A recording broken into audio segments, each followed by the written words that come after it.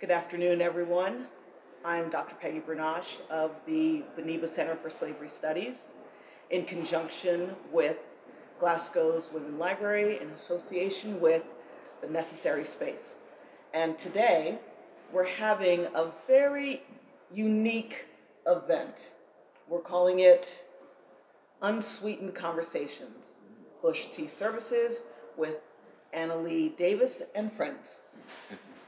We have Barbadian visual artist Annalee Davis. We also have Glasgow artist, sculptor Ashanti Harris.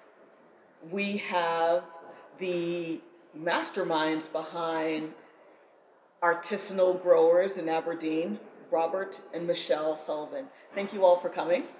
Thank you. Thanks for inviting us. So, this is a unique time that we're in.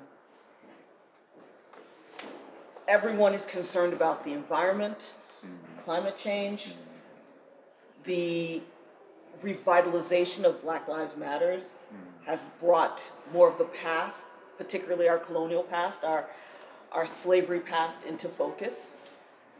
But trying to think how any of this is connected, not just in the past, but to us in the present, is something I hope we can delve into a bit, especially over this concept, this performance of drinking tea.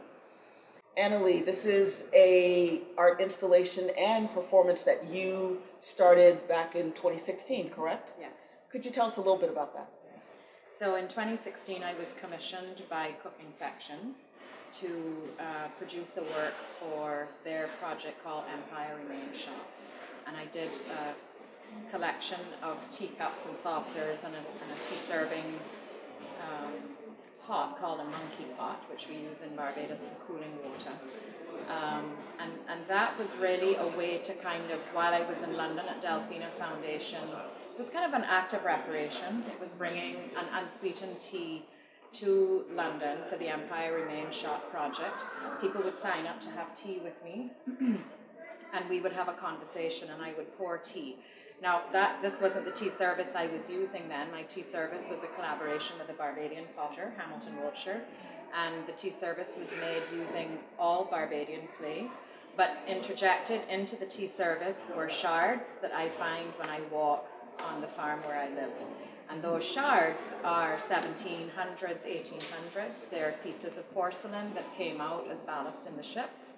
They were used, cheap crockery sets that were used on the island, and wherever you walk in Barbados or anywhere in the Caribbean, actually, on farmer plantations, you find these shards coming up in the soil. So I intervened these shards into the tea service, which was an imperfect tea service, so when I would serve tea, it would drip, and it would kind of speak to the messiness and the leakiness of history and the inadequate or incomplete narratives we have around that history. So I would serve this tea that was sort of speaking back to the British tradition of drinking tea, which Robert Southey referred to as a blood-sweetened beverage because it was made on plantations in the East, sweetened by sugar on plantations in the West Indies. But what I was doing at the time was harvesting wild plants from the farm I lived on and making my own kind of concoction. That was my kind of initial tea ceremony at that time. This is fascinating. I'm ready to start with some of these teas. This is a proprietary blend, correct? Yes. Could you tell us what plants infuse this? So this is a collaboration with a chemist in Barbados called Dr. Sonia Peter, and she has a project called Heritage Teas. We worked together, so I provided her with plants that I collected, which included breadfruit, bay leaf, turmeric, and peppermint. And she then made the tea. We call it Ancestral Voices, and it speaks to,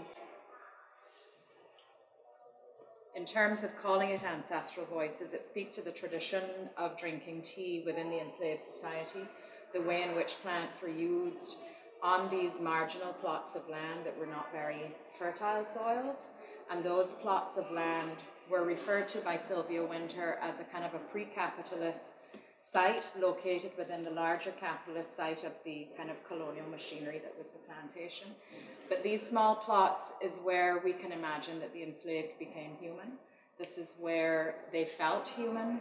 They developed community. They had, there was a way of oral traditions where knowledge was passed on. This is where they began to understand the healing properties of plants.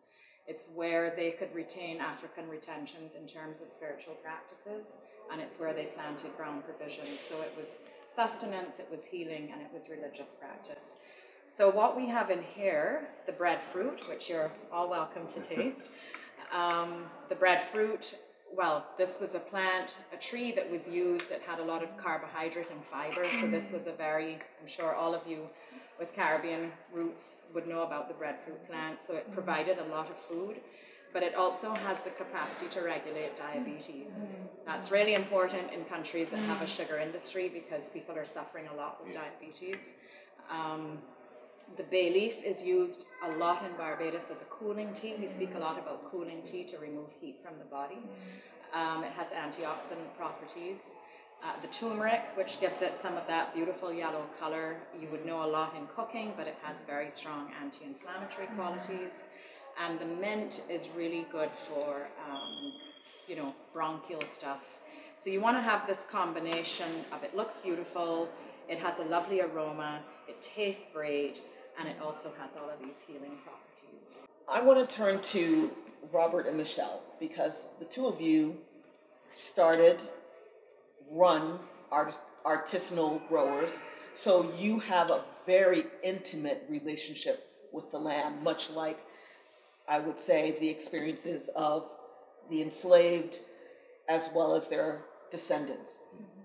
What is your current thoughts about the land and your connection to it? Is it in relation to ancestral thoughts, or is it an honoring, or is it just something you felt you needed to just reconnect with the land in a different way? I would say it was probably more religious. Yeah, more spiritual. I think more spiritual, yeah. Because we first moved to the countryside about 14 years ago because we felt that, we started to take our faith more seriously. And with doing that, we read a book by a lady called Ellen G. White, which is a little book called Country Living. And it spoke so much about the benefits of actually living, in a rural environment. We had to very quickly find a new occupation. That's right. And so we ended up going back to that book, and it spoke so much about the benefits of working with the soil. It could basically provide you with, an income and to be self-sufficient. Yeah, which is really what we wanted, isn't it? Yeah, and in a way it's kind of reclaiming, I think, just some of the things that you were just talking about. It's kind of speaking to that sort of old era of reclaiming some of the things that I guess we used to do in the past. But because things, and I'm not trying to work this out, but it's just the way things have happened, whether it's technology, whether it's the way that the industry, that we've moved away. We have. From that lifestyle. Do you see what I mean? Yeah. To where we are now, and so we feel that in a way we're going back, as it were, to reclaim that particular way of life. That's right, and not just that. Over the course of time, we'll find that since there's been so much industrialization, it's huge tractors and it's almost like monoculture and fields upon fields upon fields of just barley. There's no diversity. And for us, obviously, if we wanted to, we could have got into tractor farming, big sort of large-scale tractor farming. But we decided, no, we wanted something that would serve our family.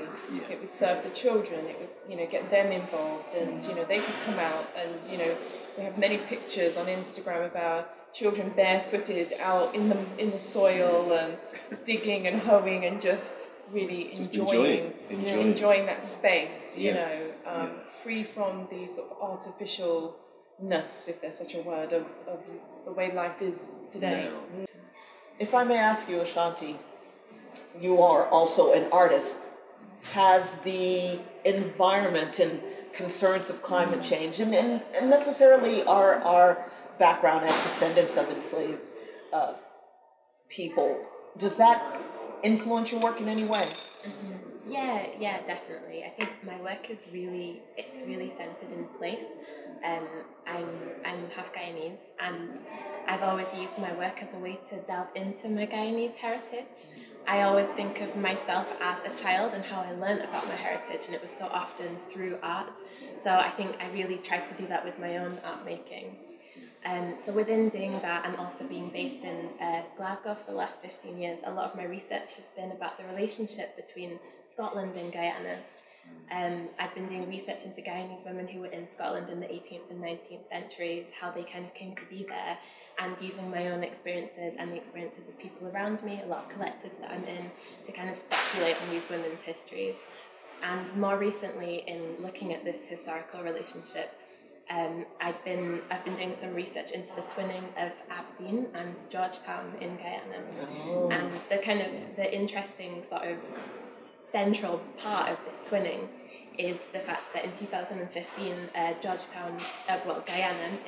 ExxonMobil discovered large quantities of high-quality oil-bearing sandstone off the coast of Guyana, off the coast of Georgetown, and then by 2019, they started making money from the production of this oil. And in 2019, that was also when Aberdeen was twinned with Georgetown. So I was just kind of very interesting. Yeah. As for those who may not know, Aberdeen is an oil district. It's an oil district. Yeah, but what many people probably don't know in Aberdeen, I think people know in Guyana, but it's not necessarily regularly recognised, is the fact that Guyana and Scotland do have this long history that is really centred in extraction. So centred in extraction from the transatlantic slave trade, in the extraction of people, in indentureship, but also then when the farming industry kind of declined into the extraction that was the minerals, so gold, diamonds, bauxite across the country. And I think just kind of thinking about this relationship to the earth, to place, to people, to extraction, it feels like this, that kind of bubbling sort of pot. I'm almost imagining it like oil, this kind of condensing of history underneath the ground, starting to become something. And based on exploitation, right? If it wasn't the exploitation of human beings, of enslaved Africans who were taken as captives, it is the exploitation of the land to the point that it exhausts the natural nutrients. The monoculture that you were talking about of barley today mirrors the monoculture of sugar or tobacco in the past. But yet, from what I understand, with this the decline of the sugar industry, particularly in Barbados, there has been a kind of reclamation of the land for other purposes. Could you tell us a little bit about that? Yeah, I mean, I think what we're seeing more recently now is there's small farmers that are taking greater pride in working the land. There was a lot of shame around working in the land. That's right. And this obviously is caught up in history. It's also around issues of race. So at the period of independence, when education became free, people were trying to find new ways to support themselves off of the plantation. Lots of migration to the Panama Canal, the Windrush generation, and people using education as a way to get out. There was very limited access to acquiring land. What we're seeing now more recently is small farmers that are doing organic farming, both black and white Barbadians, interestingly, that are doing small organic farms. And then this Dr. Sonia Peter that I'm working with, who is doing these heritage teas. So there's a kind of a new kind of pride around thinking about feeding ourselves, sustainability. I mean, we import close to 90% of what we eat. So if we're looking at ecological issues and the increasing threat of hurricanes, like we just had a hurricane in Barbados not that long ago. It was only a Category 1, but it caused quite a bit of damage.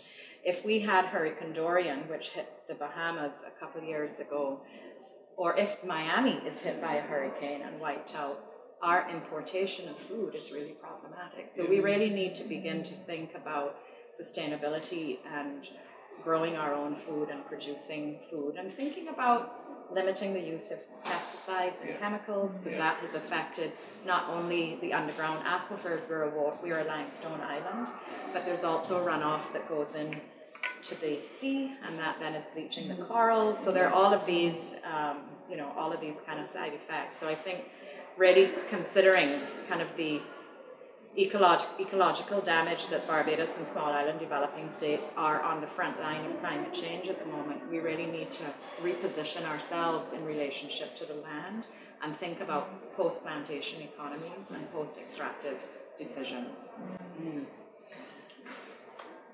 Robert, Michelle, being that this was the farming that you do now was not something you grew up with, right? This was not part of your family tradition, but it is something that you got into later in life, and you're succeeding quite well. What could we do for those of us that don't have land that way? I live in a flat. What could I do to find myself more connected to the land if I don't have property in that manner? Yeah, I would say start with what you want. So in other words, like you were saying, if you're in a flat or something like that, you may not have a large garden, but you may be able to do something on your veranda. Let's just say. We grow a lot of what's called microgreens. Yes. Now, the good thing about them, two things that we're really excited about, is that they're nutrient dense. They're actually a superfood. Yeah. And then the other thing is that they grow really, really quickly. So from seed to harvest, on average, it's about 7 to 10 days. Yeah. Wow. Yeah, that's very, very quick. If that sort of piques your interest, then you could then move on to something else, which could mean that you're so excited about growing your own and maybe even being self-sufficient in a few things that you might be like, well, let me go down and look at the local allotment area and see if, Yes. But before you go there, our thing is get your hands dirty where you are right now, and that can be right there on your veranda, not a problem at all. Or supporting the organic farmers. Or supporting right? people that are already doing that. what they're doing. For a lot of people, it's ease of use in terms of why a lot of us maybe just go down to the supermarket and get what we get, and it's sometimes a little bit harder to go out of your way to support a local grower. It might be a bit more expensive, as well. Yeah.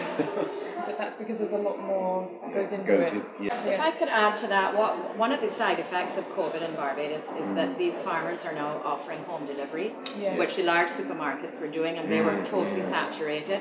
So I think people are actually beginning to support small local farmers and organic farmers in a way they didn't even know they existed. It was just because the large supermarket chains were so overwhelmed that people were, where do I get my produce from? And so they actually, a lot of light was being shown on them, and they have, I think, benefited in some ways from that. That was our experience actually, because our veg box service just went through the roof over COVID. It was manic. But in answer to your question, another thing that is a possibility is actually volunteering on a local farm, because they always need help, and so if the margin isn't that great, perhaps it can be a bit costly employing people, and so to go and volunteer, you never know, they may even say, well, if you come and do some hours, you could get a free veg box a week or something. Right. So it could be a way to support. Thinking about what you were explaining of the microgreens, Robert, as a superfood, and it seems like quite a number of the ingredients that went into this blend would definitely be considered superfoods, right? The breadfruit, which was imported to feed the enslaved, is a carbohydrate-laden plant that does not cause, or it doesn't lend to diabetes, contracting diabetes. It also lowers cholesterol. We all know peppermint tea is renowned for its properties of helping your digestion, cooling elements because of the menthol. The bay leaf. The bay leaf, which I imagine this is the West Indian bay leaf Yes, rather than... so it's really strong. Right, which often is used for, it's so strong aromatically that they Right. put it in cologne and Right. aftershave lotion. And then there's the turmeric that, as you've mentioned, is great for, it has its culinary use, but it Right. also has its medicinal use. Yeah. I grew up, because my parents were from Haiti, so I grew up with tea being a medicinal, Right. it had a medicinal purpose. Did you grow up in a similar way of consuming tea as a medicinal item? It's interesting thinking back, because I definitely grew up very, very much with tea in the sort of colonial sense of tea, with Yorkshire tea and Earl Grey tea, and coming home and my dad's like, "Who wants tea?" kind of thing, tea with milk. But thinking about in relation to medicinal, I was always given kind of tea with turmeric and with honey when I was sick. And I never, I think, as from being a child, and I don't think I ever necessarily thought about that being working with herbs or working with plants in a medicinal way. It was just became so ingrained in life, like drink this when you feel unwell. That's right.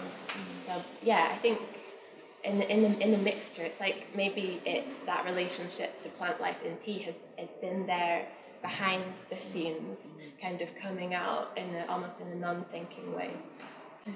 It is interesting, Ashanti, that you have or had both the colonial sense of tea, which historically speaking, it was a status signifier in the beginning, right?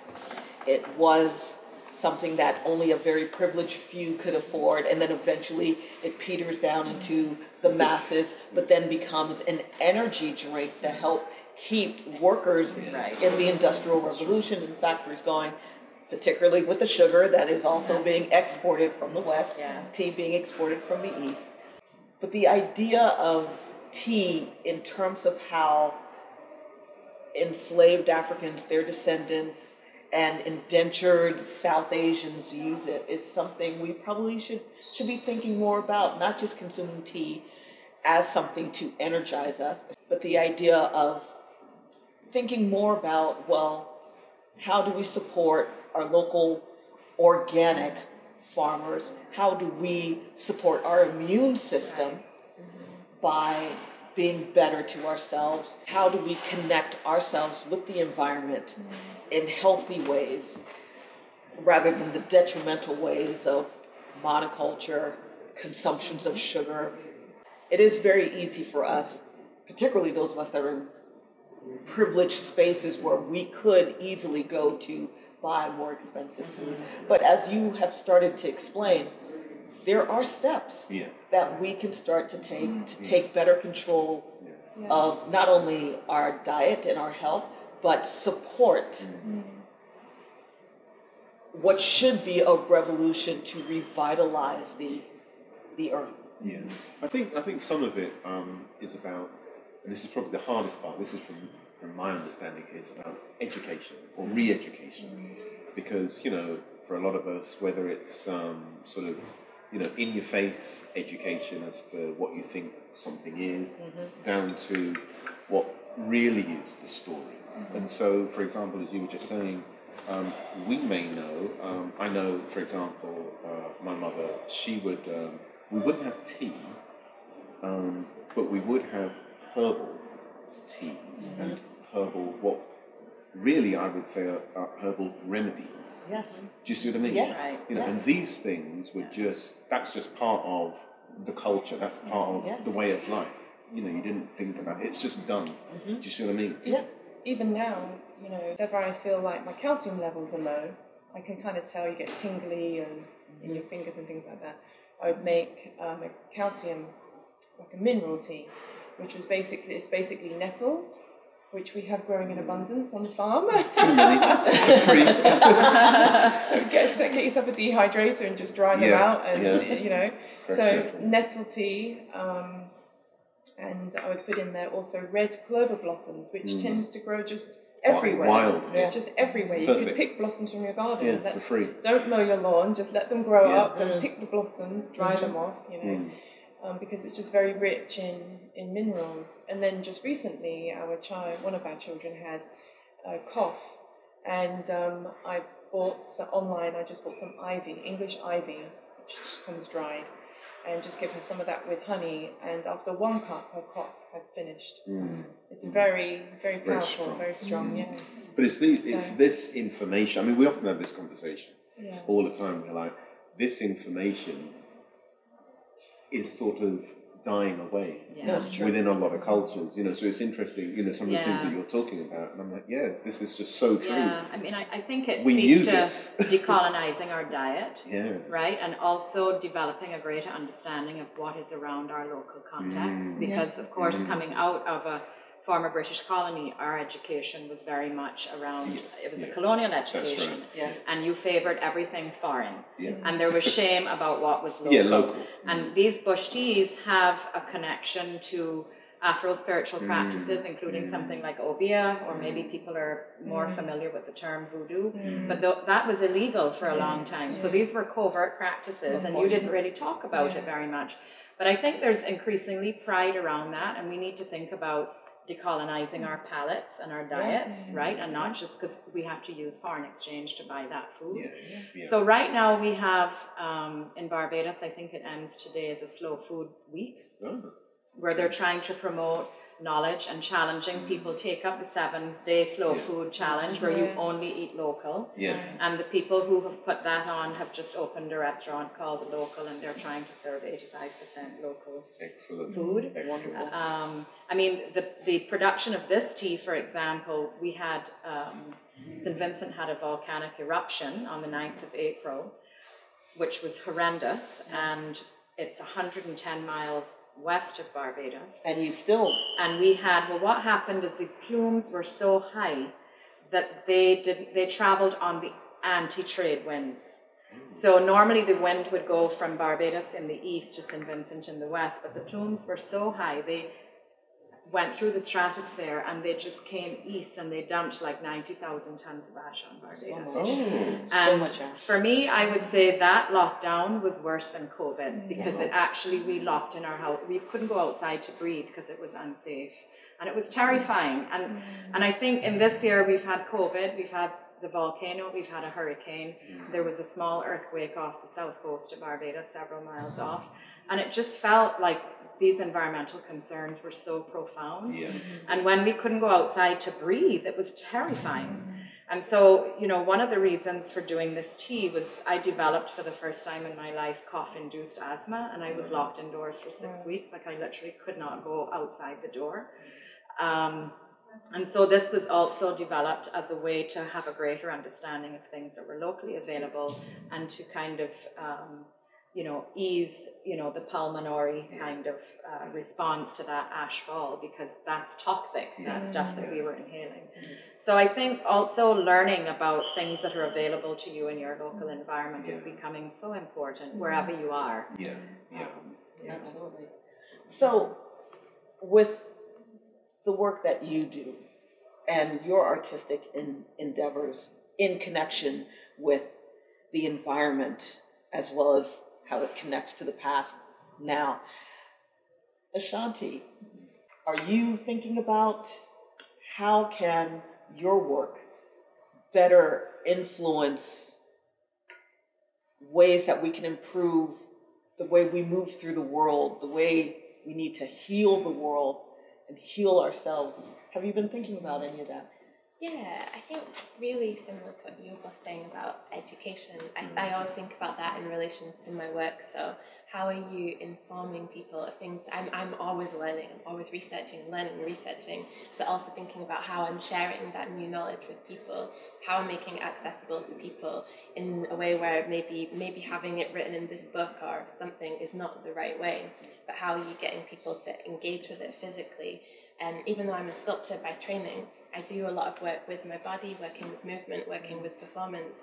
And I really loved what you said about when you feel ill, you are like certain things with the calcium deficiency, you feel it in different parts of your body. True. And I think there's something in this connection with your body and a connection with the land, because we are all connected. That's right. And that's the beginning of the process. I think when I'm doing a lot of research, I'm making these artworks, I'm thinking, how do I hold this in my body? Yes. What does this feel like? Yes. And start developing this connection with myself, not thinking about it as a series of parts that all need to be treated separately and given medicine, and more like this kind of Holistic. this full understanding of me in relation to all of these things, whether it be kind of histories of extraction, our colonial history, or whether it be kind of a relationship to the land, the things around you, the way the land is treated, and how that then in turn things that continue to affect the body. Absolutely.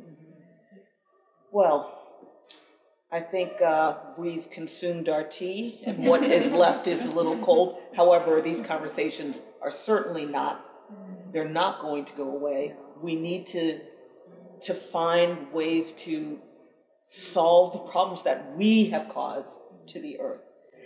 The work that the two of you are doing with artisanal growers. The artisan grower. The artisan grower, need to get it right, is phenomenal. And the work that, in terms of learning how to have this information put out there, distributed in creative ways, right, is just another aspect of this holistic way we need to come about this. I'd like to thank all of you for this, my God, enlivened conversation, the need for a solution or set of solutions. I'd like to also thank everyone else who helped put this event together. We're here in the Hunterian Museum, so I definitely want to thank Lee Scott, the Hunterian Museum itself. I'd like to thank Glasgow Women's Library, Caroline, who's helped with this. Of course, we cannot forget, this is in association, whose brainchild this really was, is Simon Sharkey of the Necessary Space. So until we have another meeting, I bid you all a good day, and thank you. Thank you. Thank you.